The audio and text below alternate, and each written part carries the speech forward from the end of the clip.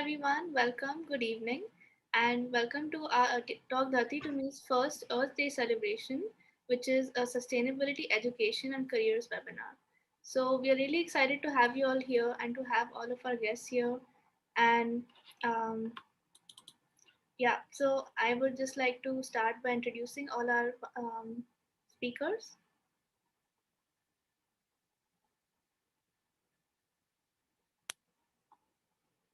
Kali, next slide.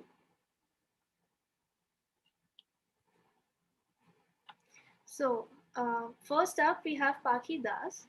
Paki works with the World Wildlife Foundation's India's Wildlife and Habitat Division as a project officer. She has a master's degree in sustainability and environmental studies from the University of Strathclyde, Glasgow. Her focus area at WWF is infrastructure development in high conservation value regions. Paki's area of responsibility include monitoring new infrastructure projects and studying the forest and wildlife clearance processes and policies. So our second speaker today is Tanmay Takle. Tanmay works at the Department of Environment and Climate Change at the Government of Maharashtra. He works on state level climate action, including India's largest statewide climate change mitigation program. Tanmay strongly believes that a holistic approach is needed to tackle climate change from a systemic perspective. To further this interdisciplinary approach, he is currently pursuing an MS in Sustainability Management from Columbia University, New York. Our third speaker today is Isha Kulkarni. Isha recently graduated from the University College London with a Master's in Engineering. She is currently a fellow at RMI India, consulting on a national level and state level efforts to accelerate sustainable mobility and industrial decarbonization. She has led the UK's largest Engineers Without Borders chapter and was at the Central and South Asia lead for the Oil and Gas Climate Initiative Youth Working Group. She has also experience in diverse fields such as net zero buildings, sustainable agriculture, and ESG investing.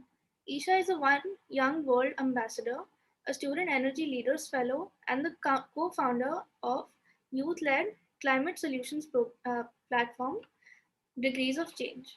So, with this introduction, I would like to welcome all of our speakers and all of our guests to this webinar, and I would like to hand over the floor to Paki to talk to us about her experience as a sustainability professional and her experience as with education in the field of sustainability. Thanks, Amitita. Hi, everyone. Thanks for having me. So I'm Paki Das. I work as a project officer at WWF India. I would quickly take us through whatever I've done with my qualifications and my education. And then maybe I can explain or talk about what I do on my day-to-day basis as a project officer.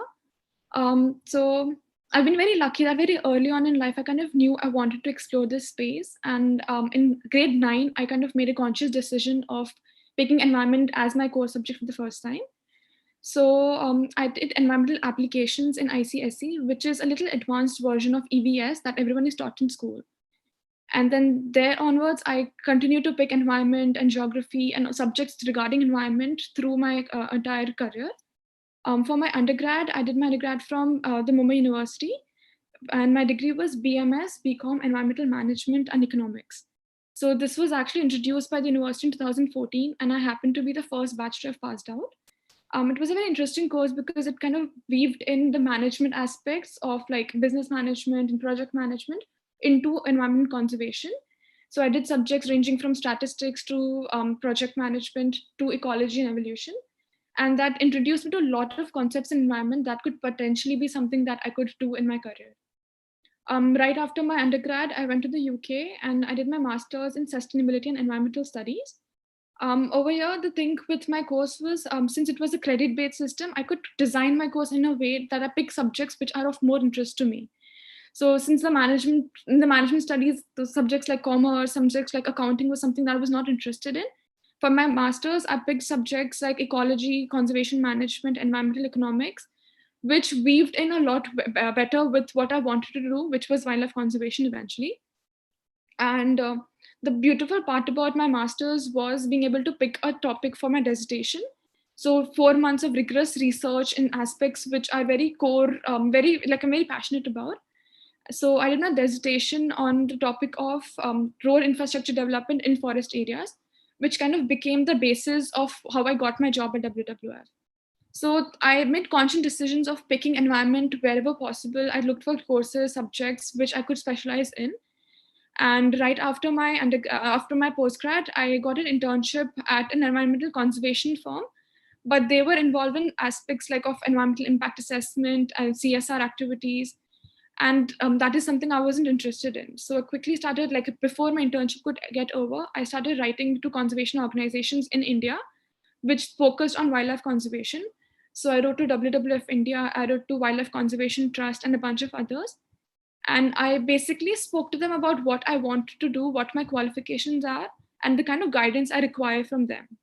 Lucky for me, WWF India responded, and I met with a few people at the organization, and they offered me a position of a project officer with the condition that there would be a lot of on the job learning for me. Since I did not come from a pure conservation background, I had to kind of give in, like I had to learn a lot on the job.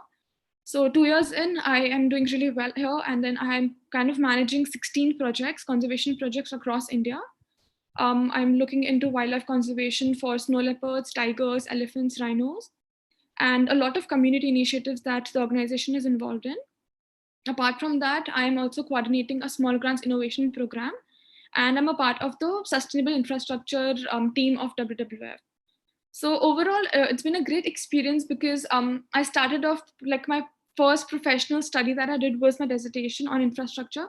And right now I'm having to do that on a daily basis. I'm doing a lot of policy research for the organization and developing fact sheets, reports for infrastructure development in the country. And with the platform that WWF has kind of offered me, I'm able to somehow influence the decisions that is happening on a national level. So it's been a great experience. And I read a few questions that were shared earlier. So it kind of like people were asking what is the kind of things that you need to do to land up a job at WWF. So I think it's more or less being very passionate about the things that you want to do and kind of sticking by it. So I think that's all I have to say. Thank you, Paki. Maybe you can talk a little bit more about your college experiences with all of these subjects. Maybe the kind of skills that you learned that really help you throughout the way, Mhm. and also help you currently during your job. Some Right. skills that you think that our audience could pick up during their education and sustainability. Right. So I think the one skill that I really value right now, not while I was studying, was project management. Regardless what job you do, I think being able to manage a lot of aspects of your job is very important. So project management is a skill that I picked up in undergrad, and I've been able to polish it really well while working. Apart from that, technical stuff like geoinformatics, GIS is very important to the conservation aspect of sustainability that I'm involved in. You need to know how to spatially map stuff, be able to see forests, like visualize what the impact would be, land use, land cover change. So those are the two skills that I would definitely recommend that people should pick up on. Com skills, so writing like research and being able to write research reports, because sustainability, like I would be speaking of the conservation aspect of it, there is so much happening on ground, but being able to communicate that better in the forms of scientific reports or just like fact sheets and other comms document is another skill that I would really want people to kind of take up, like learn professionally, learn those skills, and continue to like revise your skills, because I do not come from a policy research background, but I use the pandemic time to get more certifications in policy research, being able to in public policy, so and understanding what the current affairs is, so being updated, being able to manage stuff better, basic skills like basic job skills like GIS that I've learned. So I think these are the things that I would kind of want people to come up with, and being very passionate, like only pick stuff that you're actually very passionate about. You cannot fake around in this industry. If you do not feel very strongly about certain things, you might not be able to perform okay. So that is the only motivating factor you have here. Thank you, Paki. And maybe you can share a little bit with us about what motivates you and what keeps you going. Yeah, that is a question that I keep asking myself very frequently, because with the current state of affairs across the world when it comes to environment, it is very easy to lose motivation. So I think my point of motivation and encouragement every single day is doing something that might have an impact eventually. Like 10 things can go wrong, but if it is one thing that goes in your favor, in the conservation favor, that is like, yes, we need more of this. For example, like we've got infrastructure roads coming up almost every single day, and you do so much research impact assessment. And if the fact sheet that you developed that to be discussed by the government is kind of considered before a road construction, but it is like a small achievement that you want to keep doing over and over again. So I think it is just the small wins for me, like knowing for a fact that that tiger habitat might not be affected just now because you spent so many hours studying that very well and writing reports. So I think that is my only point of motivation, that someone needs to do something about conservation, and I am that someone for myself. So I'm complaining, but I'm also acting on I'm not just like talking of it. So that is something that motivates me every day. Thank you, Paki. That was really inspiring, and we love to hear about your journey. And now I will hand over the floor to Isha, since Tanmay is experiencing some technical issues right now. Is Tanmay still in the call? Okay, I think he is not here. So, hi, Isha, and the floor is yours. We'd love to hear about your experiences, your challenges, your successes, and anything else you would like to share with us. Sure. Thanks, Nivedita. I'm thanks a lot for to talk Dharti for me talk Dharti to me for having us, and really excited to be here and share my experience with everyone. I really hope I can add some value to the discussion, and I think this discussion is really important, and I wish it had been mainstream when I was still in school or college. I guess you've already mentioned my background a bit, Nivedita, so I won't really reiterate that, but I want to share more about my journey, which actually starts in Mumbai, where I am from. Um, I was 7 when Mumbai faced its worst floods to date in July 2005. And I think every year since then, I watched the same happen over and over. And I think I was really angry that the city was so not equipped to deal with this natural disaster. I also saw that people in Mumbai slums, the informal settlements, was so much worse off than us in skyscrapers. And as I grew older, I correlated the safety with the availability of infrastructure. That's kind of why I thought that civil engineering was the best idea for me to study. I ended up pursuing a bachelor's and master's integrated degree at University College London, which was incidentally really focused on sustainability and global development, both of which I was really interested in. My first 2 years, I focused on environmental engineering. I participated in a number of extracurricular clubs and societies and volunteered with NGOs focused on global development. I also interned in environmental engineering firms that did research on environmental engineering. And following my first 2 years, I actually pursued an exchange at the University of Illinois, which was also facilitated by my university. And this is actually where I met Tanmay for the first time. And we were working on Solar Decathlon, which is this US Department of Energy design challenge for net zero energy buildings. And also, we took a class together on climate action planning. And I guess collectively, all this made me realize that I had always felt climate change as a very unreachable problem, something that I could not help with at all. But that was actually not true at all, right? I think I also realized that everything that I was passionate about could actually be traced back to climate. Mumbai's flooding was going to be exacerbated so many times by climate change. Global poverty was going to be so much worsened by climate change. Women and youth were the most affected by climate change. And I guess I realized that given the urgency of this crisis, I was doing my skills an absolute disservice if I didn't orient myself towards climate as my mission, essentially, both in education and in work. So the summer before my master's year, I interned at a development finance institution called CDC Group, where I analyzed the environmental and social impacts of their investments, mainly their infrastructure investments. And I think this was the summer where I started reading more about climate, global justice, and realized that most of the solutions that we need to address climate change, they already exist. There just isn't enough being done to accelerate the finance and policy base that is needed to accelerate these solutions. So that's kind of what I do at RMI India right now. RMI, or Rocky Mountain Institute, as it used to be called, is a 40-year-old think and do tank, and it's headquartered in Colorado with offices across the world. My specific work focuses on clean mobility and industries in India through the finance and policy lens. For example, I worked on a strategy with the central government on financing electric vehicles in India. I also supported a strategy development on financing hydrogen to reduce emissions in steel, cement, and heavy vehicles. I also provide a lot of assistance to states directly and the center on transport policy development. So that includes electric vehicles and freight. So that's trucks, basically. And I guess that brings us to the present. And reflecting on the story a little bit, I think one of the major challenges I faced for a long time was understanding how I could use my degree and my interests in a job.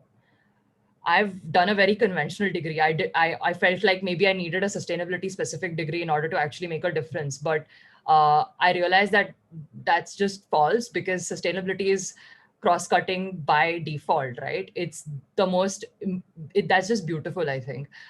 Climate touches every issue, as I had already realized, but it also touches every solution. It also touches every profession. I was a civil engineer. I interested in policy and finance, and today I'm actually using my understanding of infrastructure, of transport, and using the climate lens in my work and using that to inform policies. I also have other friends. For example, one of my best friends, she's a psychology undergrad. She did her master's in AI, and now she's planning to pursue a PhD in environmental psychology. I also have friends who are from a data science background wanting to move into climate positive companies, which is, I think, I actually recently saw this term called green collar jobs, which is just such a, I just love this framing, especially as I think in the future, we need every single university degree and every single job to be green collared. So I think what helped me navigate all of this a lot is really reading. Reading is the most important thing you could do to understand where you fit in, and networking a lot with sustainability professionals. They don't have to be 40 or 50 in order to give you good advice. I think you can talk to people in at your age as well, and having those conversations, expressing your opinions, getting other people's perspectives is really important.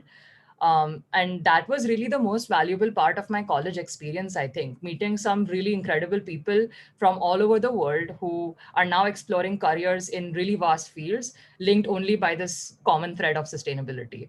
And in general, also, I think the camaraderie that you get in the company of people who study these green collar degrees and do these green collar jobs, it's really unique. And I've never really seen anyone else experiencing that. And I think that's also what keeps me sane on a regular basis when I'm tearing my hair apart at all the inaction that exists on the climate everywhere. So that's really, I think, a good segue into my final point, which is that when you're so constantly involved with this almost parallel world of the greener economy, it's really easy to feel hopeless in the real world. It's really easy to feel like there is so much going wrong with it. And it's normal because not everyone around you is going to understand this need for sustainability or identify with the need for climate action. You're always going to have these devil's advocates and doomsayers and crazy uncles and whatnot. And I think it's also inevitable to feel that what you're studying or working on is insignificant in the long run. This climate anxiety is very normal. It creeps up on me very often. And I've found that it's really necessary to build interest outside of climate too. So you have something to look to when you feel overwhelmed. Um, and I guess to conclude, it's also important to remember that being a part of bringing about this green economy is the most critical thing you could possibly do, because every job in the future, as I said, is going to be a part of the green economy. That's literally what is needed. While I think there is some merit to the arguments of having a more sustainable lifestyle, ultimately, the most important thing you can do is systemic action. And I personally really believe that's through a good sustainability oriented degree and job. Um, so yeah, I think I'm going to stop here. I think being in this webinar with you, so many of you interested in sustainability, education and careers is something that I feel really hopeful of, makes me really hopeful. And trying to focus on those hopeful things is also really important. Thanks. And I'm happy to take questions. Thank you, Isha. And just to let everyone know, we will be having a Q&A session towards the end of this webinar. So there will be around 20 minutes, 25 minutes dedicated just to questions. And yeah, all this, you can direct your questions to specific speakers. You can drop them in the chat. or you can ask a general question to all the speakers.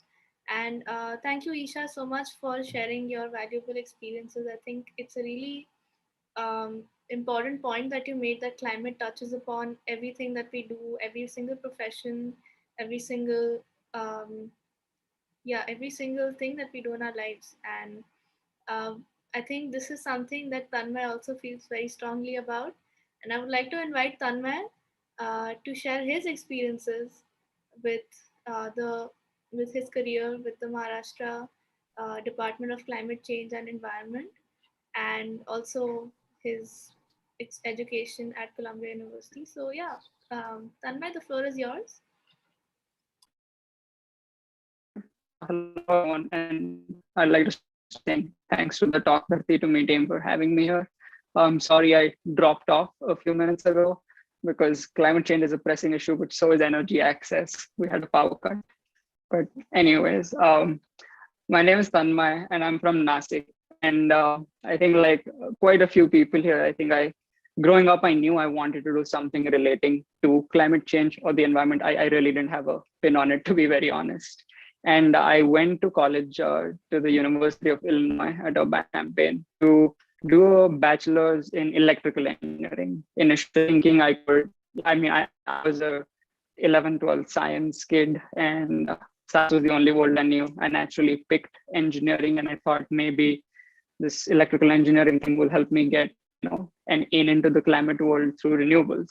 But I was wrong. 3 years into my degree, I burnt out. I realized it was too specialized and it didn't look at things from a holistic enough perspective.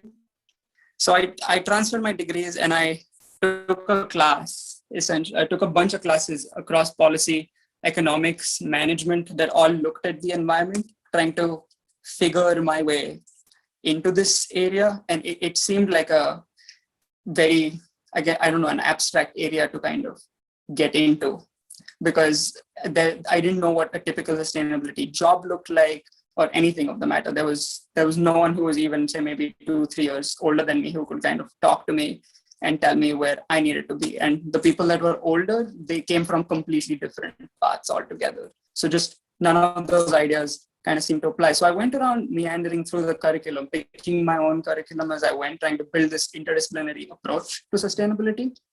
While at that time, I also did a bunch of co-curricular activities, like outside of just class. And through them, I actually got to meet a lot of people who I learned a lot from and still am friends with. So one of the things I did in college was participate in this thing called Solar Decathlon, which was a challenge, which was a competition rather, by the US Department of Energy that focused on building net zero houses and buildings, essentially. So we would get together as students from engineering, architecture, and like all sorts of other fields to get together and design this net zero building, as they called it. And working on that, I initially started through the engineering lens on the heating, ventilation, air conditioning side, but eventually I moved on to the larger project management lens, which is where this holistic approach really started to pay off. And I think my moment of validation for this approach came when we were in Colorado at the National Renewable Energy Lab. And they said something about how they have the best rainwater harvesting system, but there are some issues on whether or not they have rights to that water. And most of the people around me didn't necessarily get what it was about, but I knew that because of my economics class, for example, that it was an issue with how water rights in Colorado are structured and who historically has first right to the water there. That's not something a specialized background could have taught me. So these little instances like that, or in conversations with a lot of my peers, Isha being a big part of it through the years, I've managed to have these conversations and kind of figure out what I want to do or what I don't want to do. I didn't know exactly where I wanted to go in this vast field of sustainability. I felt kind of lost, not going to lie. But I knew that it needed to be something cross-cutting and interdisciplinary, not specialized, and something that had a focus on the global south. Because it's very easy to study at a university that is far away from here and just kind of get carried away with everything that they're teaching you. And a lot of it is focused on their own country, even if these universities are, internationally acclaimed and all that. And at most, when they talk international, the most of the American universities don't go beyond South America. They don't necessarily, percolate as well into Asia. So I never got this context through it. So I knew that I wanted to pursue my education, build on this interdisciplinary aspect, and hopefully work in a place like India in the future where I can actually apply this and address a lot of the opportunities that come with the threats that climate poses to a place such as India. So I came back after my college and I applied to a bunch of programs, mainly in the environmental management or the sustainability management areas. And I chose these programs because I realized that I needed to build on my skill set to ensuring that whatever organizations I want to work for could kind of apply that sustainability lens to them and kind of transition them to more of a sustainable route to wherever they may be. Let it be an FMCG or let it be a governmental organization. I knew I needed to have certain tools that people in this world needed to have and also understand it kind of across different sectors. And no other degree kind of gave me that outlook as much. So I picked this degree, sustainability management at Columbia. And specifically, I'll be focusing on climate policy and finance because I believe that to affect like change of the highest magnitude, climate solutions need to be looked at more from that perspective, using those as enablers. Because again, as Isha said, the technology exists. It's all about how you enable it. And maybe that's just an opinion at this point, but from whatever I've seen and worked in, I think we need more enablers to people such as entrepreneurs who have technologies, or we need people to scale any working technologies up to a higher magnitude than they currently are. And that's why I picked this degree. So once I got in, obviously I was elated, and I was supposed to go last year, but I had to delay that because of the pandemic. But in the meantime, I still was on my own little quest of figuring out where I fit in this vast world, the vast climate world rather. And I did a fellowship by this international nonprofit called Student Energy. And it was focused on addressing energy issues in your community. So Isha and I got together for that, and we launched a platform called Degrees of Change, essentially trying to embody our interdisciplinary approach to climate change. And we published articles, mainly India focused, that cut through areas. We didn't want to just present a cool finance mechanism or an engineering solution and how that can save the world or reverse global warming by XYZ degrees. We kind of try to apply this lens forward, and in the hopes that it would kind of yield to something, hopefully. And then I landed my way into this Ministry of Environment and Climate Change gig at the government of Maharashtra. So I think the bigger thing with my story, and I'll get to what exactly my work at the government currently is that you could apply the sustainability lens to literally anything you're doing, as Isha said. You could go at it as a specialist, or you could go at it as a generalist too, whatever suits you and whatever suits your style. I think it's really essential to understand that everyone is not going to care about the issues in the same ways that you do.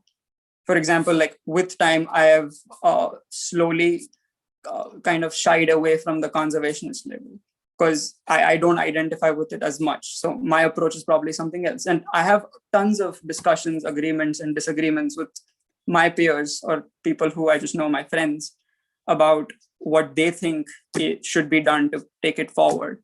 And people in this world, like there's so many different lenses that you can look at through this thing. I think it's really beautiful learning from everyone around you and figuring out where you lie, where you don't, what you agree with and what you disagree with. Because I think that is the bigger thing than that. Because you can look at the environment and see that as, one thing which needs to be, protected, conserved, and, safeguarded. But then there's also, at what point do you look at the environment at the cost of the economy or at the cost of society? So kind of bringing in that holistic lens there is really essential, regardless of whether or not you're a specialist or a generalist in the sustainability field. So my current job at Government of Maharashtra, it's very, I guess, it's not defined in some senses because I'm working on a lot of things. some of which are scaling up great, some of which take their own time and their own place. It's not a policy job as opposed to what most people would think. There are many brilliant people like Isha and a lot of think tanks that are working that help governments do that. Very rarely have I seen a government policy being kind of drafted just in-house independently. My work happens to lie more on the implementation and the management side of things. So I think the bigger thing that I'm working on right now is something called Maji Vasundhara Abhiyan, or My Earth Mission. And that's the state's climate change mitigation program. It was started by the Minister for Environment, Aditya Thackeray, I think last year. And it is kind of a statewide exercise, which is administered to all bodies in the state, like from the smallest villages to like mega cities, that kind of catalog and take their actions towards climate forward in a more positive way. So it cuts different areas, of course. It's got air, it's got waste management, biodiversity, water, energy, and awareness, of course. So helping them implement the program all the way in the state is something that I do. I talk to people from villages all the way to cities, talking to the heads, getting them to be involved in this program, making them understand why this is important and how this could be of help. Like a random skill I didn't know I needed on the job was to communicate everything climate change, but in Marathi. Like sometimes I spend my afternoons explaining what an equitable, just transition is in very formal Marathi to government officials. And it's not something any college degree could have prepared me for, no matter how interdisciplinary. But among the other things that I work on are the ministry has a few partnerships with international organizations, and they're aimed at some initiatives such as the UNFCCC's Race to Zero initiative, and working on that stuff. So I assist in in keeping these partnerships up, ensuring that whatever people are working on get what they need. Like Mumbai is set to get a climate action plan soon. It's going to be the first C40 city from the South Asian region to do so. So I'm assisting with that. And there's a state climate action plan coming up too. So some of my work involves also assisting on there. But regardless of, I guess, my entire background, I really would like to go back and re-stress the importance of the community in climate and understanding that everyone is driven at this differently than you are. Some people might be environmentalists, while other people might be climate anxious people, while some other people might not even be doing the climate job because they care about the climate. They're doing it just to the job. So I think understanding these differences in people's approach and meeting new people and educating yourself with that would be the biggest takeaway I have for anyone wanting to do this. Thank you so much, Sanmay. That was really informative, and I think we all learned quite a lot from your talk. I would just like to invite all of the speakers to switch on their cameras, and we can now begin our Q&A session. There are already many questions in the chat. So I would also like to invite the people who have written their questions to maybe switch on their mics and ask their questions.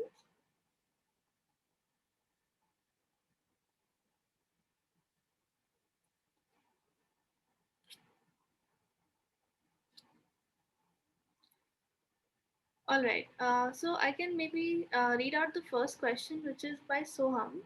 So the question is that the EIA Act was being diluted in 2020, and what kind of impacts may it generate if it's diluted? And I think this is more of a question for Isha, because this is more to do with the like the impact on infrastructure, like mobility infrastructure, and also for Paki as well. So yeah, maybe one of you can answer this question. I think Paki should go on this. She might be more directly in touch with the ground realities on this. Right, yeah. So thanks, Isha. So basically, the EIA dilution was a very huge concern for us because it is kind of doing away all of the laws that was actually going to protect whatever is left of the ecoregions, of the natural resource areas of the country. So there has been a lot of pushback, and the impact would actually, to be very honest, be very disastrous. Like right now, I understand that development is a need for the country to reach some kind of economic development. but the infrastructure through forest areas and all of that is going to be a big issue. Organizations like civil society organizations like mine, like WCT, other organizations which work very closely with the ministries, are trying very hard to kind of revamp the draft EIA and ensuring that the areas that need to be protected have a good level of protection. For instance, the elephant reserve, which are not legally protected right now, are being talked about giving the status of a tiger reserve, which will bring in some kind of protection from the EIA draft as well. So there's a lot of gray area that is going on, and the plan is definitely not well thought of. The impact is actually going to be disastrous, and I think we've signed petitions and all that, so we have to just to wait back and see if the ministry actually accepts all the comments that have been put forward by civil society organizations and citizens. Thank you. Our next question is from Atman regarding sustainable development. So, is India really promoting sustainable development? And if so, at what pace? I will leave this question open to all the speakers. Whoever would like to answer it can go ahead.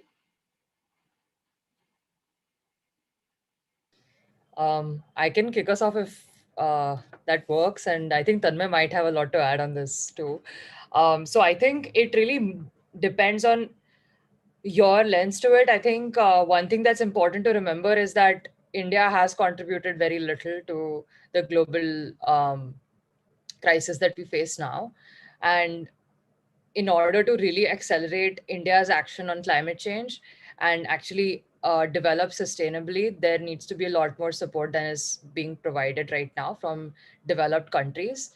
That being said, there is a lot that India can do. And in my personal opinion, and this is absolutely personal, it is doing it to the best of its abilities, but there's so many kinks that need to be ironed out in the governance mechanism before anything can be done meaningfully. The intention is there, but in terms of implementation, there's just so much to consider that I feel like it's very easy for us to sit here and say that India is not doing the sustainable development actions that it needs to do, but the ground reality, I think Tanmay can speak to that a lot more, is not really compatible with that. Thanks, Isha, for setting me up. But yeah, so I would say it depends on how you look at it, because I think 2 years ago when I was studying, I really wanted to see what was happening in India. I would try and make every class paper I had about a sustainable development issue in India, and it would be very hard to find any information when you don't know, I guess, the nexus here, if that makes sense. But the truth is there is a lot of action happening on the ground. How well it is happening, that's completely subjective and based on the cities, states, or any governments that are working on it. I will say this though, it's no matter how much we do, it's not going to be enough.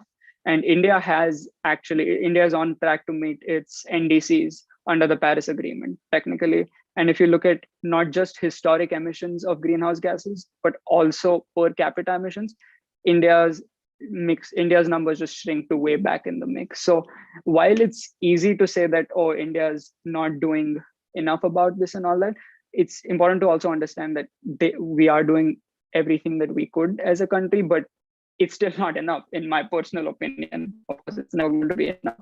But I think that these who's to blame battles can stifle, like, not just international climate action, but even that can seep into even at the lower levels in the rungs of businesses, governments, and just stifle any meaningful progress that you can make. So it's about how you can find a way into what India government wise is at least doing in this area. But yeah, let me know if you have any more questions on that at any point.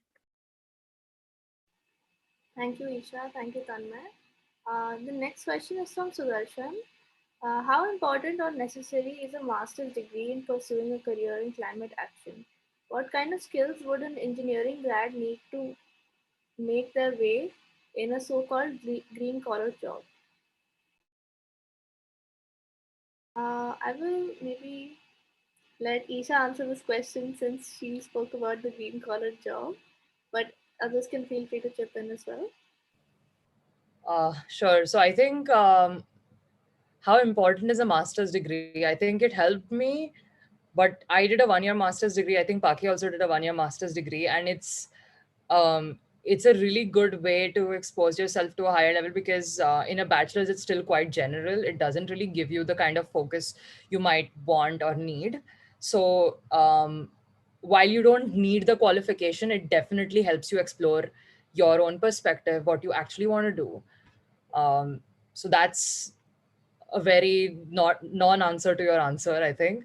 On the second part, what skills an engineer needs, I think personally it depends on how you want to apply your engineering degree as well, because you can apply your engineering degree into a very engineering job. You can be an electric vehicle designer, you can be a renewable energy project developer.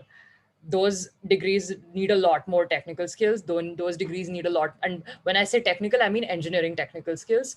They need a lot more understanding of circuitry, of automotive design, all of those kinds of things. But on the other hand, if you want to make it more transferable, I found that the one single skill that helped me the most is research. It's just, it's valuable across the board. It's valuable regardless of what you do, because if you don't know how to research, you really don't understand the world, I think. It's really as simple as that. That being said, I also think was GIS, and that's just a bad as it's just applicable across industries, and you can never go wrong with it. Uh, if you don't mind me adding to that, I think as Isha said in her talk, I think a lot of jobs are climate jobs, and it only depends on how you kind of look at them. So I would almost argue that a civil engineer or an architect designing a building can do as much of a climate job as anyone else. It just depends on whether or not they're conscious that the building that they're building is going to be, sustainable, whatever and however you want to define that. In the same way, a mechanical engineer working on energy efficiency for some foreign manufacturing company is also in a way doing a climate job, because energy efficiency is one of the biggest, most low-hanging fruits to tackling the climate crisis. So I think it all depends on how you look at your job, especially from an engineering perspective. There's a lot of different applications to it. One of Isha's friends is doing data science and coupling that with sustainability. So you never know how you could go. Also, I would also like to add this question. Like, I know master's degree is kind of important to enter the job market, but then the immense amount of on-the-job learning that you do cannot be matched at what you learn in the master's degree. So like you can cater to your, like you want to know more about whatever you want to study in your master's, but once you start working is when you actually learn what the skills you need to know while doing the job. So that is something that you can never be prepared enough for, like a sustainability job. It is very changing. It kind of changes almost every day. There are new concepts coming in. You have to be up to date. So those are like the research, like Isha said, is very important. That is the one skill that will help you regardless your master's degree or not. So yeah, like being able to pick a master's is one thing, but then being able to more accepting of what you need to learn for the job you're applying for is actually going to help you succeed in this field. Thanks. Our next question is from Shara. What Indian institutes would you guys recommend for studying sustainability and environmental issues? I'd like to start off by saying that there are a few Indian institutes that are doing some great work in this field. And I'm just going to list the ones I know off the top of my head. Isha and Paki definitely add to the list from what we've seen. I know that, of course, TIS and TERI both have great programs. TIS is obviously, it's going to be a little more focused on, I think, sociology and economics and that side of things, whereas TERI might be something more, I guess, technical, whatever that term means, and more focused on, say, urban transportation or something like that, at least based on what I've seen. I know that there are a few MBAs in sustainability management. I think IIM Lucknow has one, and I've heard good things about that program. But aside of these, if you guys can think of any, definitely.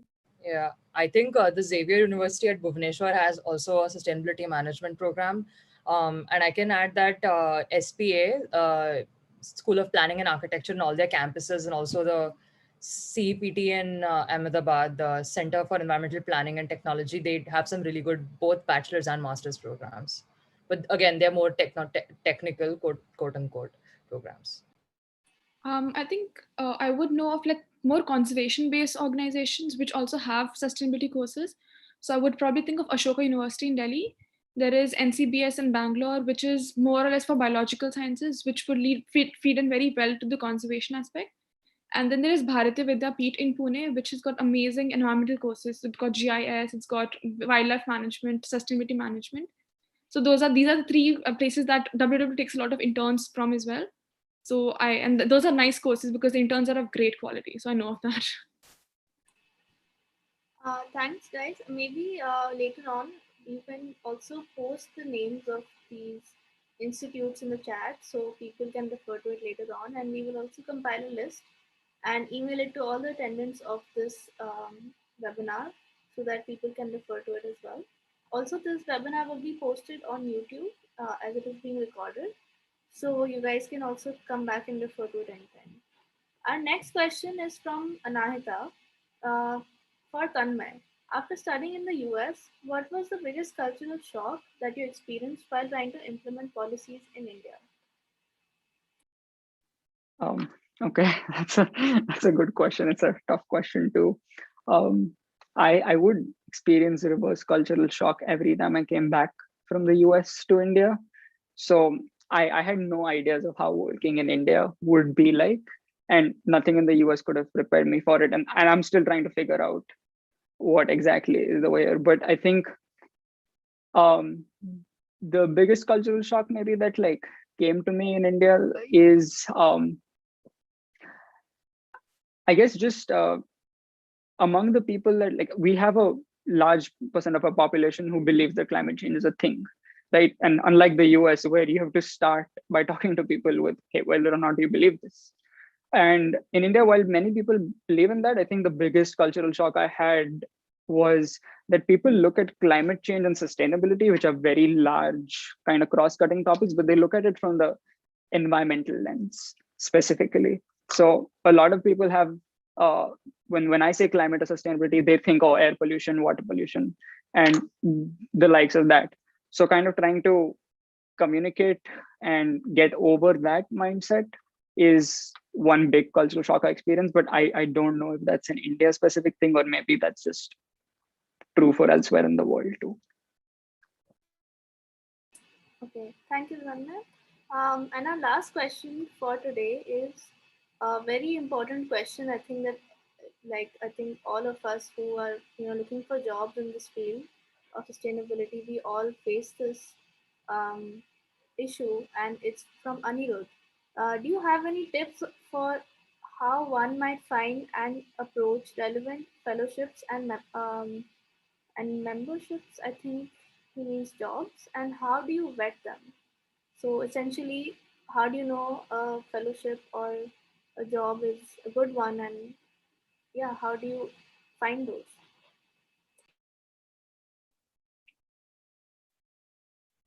Okay, I can. It's open. Paki, you go first. Yeah, so I think for me, what worked was researching a lot about what I wanted to do and then checking what companies are doing, what interests me. So because I wanted to do wildlife conservation, so I knew specific companies to reach out to. And I think I use LinkedIn very, very, very, very extensively. My message people left, right, center, because I think this industry is still growing and the industry is looking for young people to come in and join in. So, and I think most of the people I've messaged responded very positively.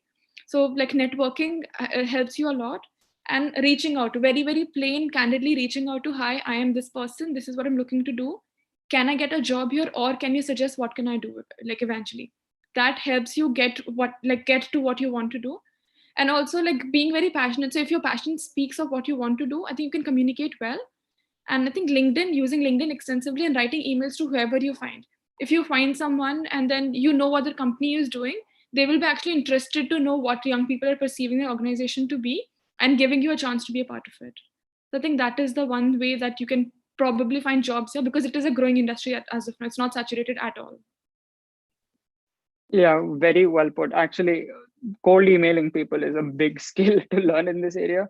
One of my coworkers, like he's taught me the value of just cold email, reaching out to people, and how many times people get back to you. Because especially in this area, it's really small, and people need help. People who are working for this, they need help. So you can reach out to them. I'm not saying it will result in a guaranteed job or anything like that, but at least even talking to them gives you a lot of perspective based on what you want to do and do you align with what they want to do or not. And I guess to add to the point of how do you vet them, it's subjective, but I'd say the biggest thing you can do is look at what organization is offering that, read about the organization, what fellowships or memberships they're offering.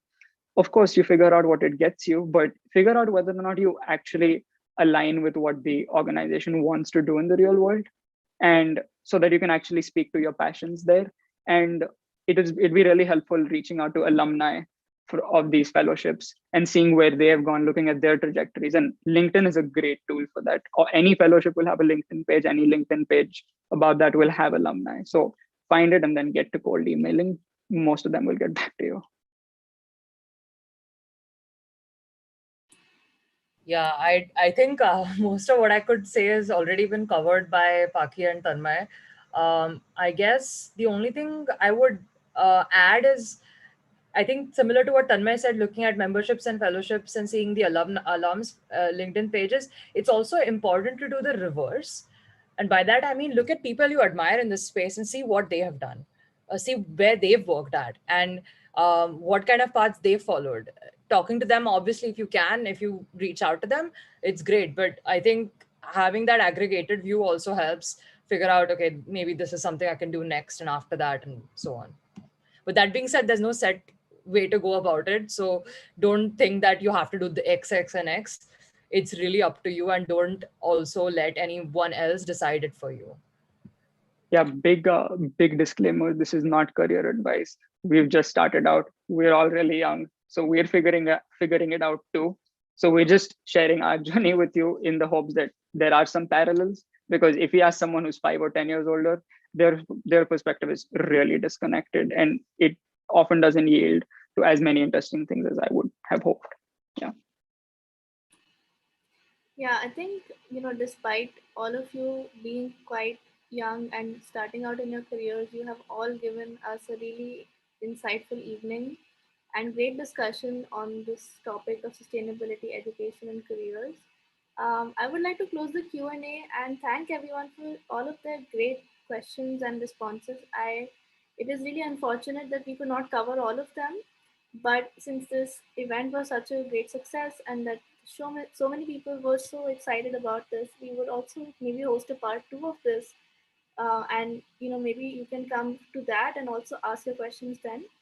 I would like to thank all of the speakers, Isha, Paki, and Tanmay, for being here today. And yeah, Carly, maybe you can share your screen.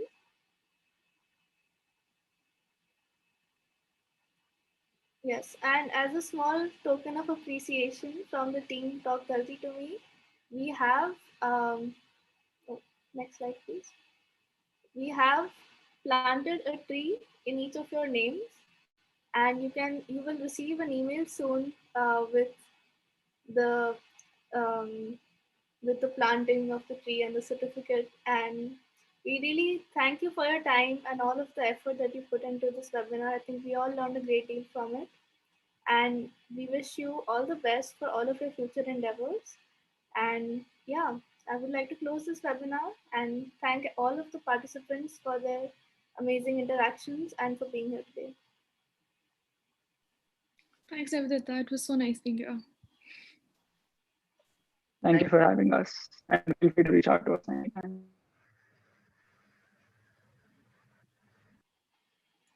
So good night, everyone, and we will see you soon for one of our next webinars. We will let you know soon. Please subscribe to our newsletter and follow us on social media. And thank you for this great webinar.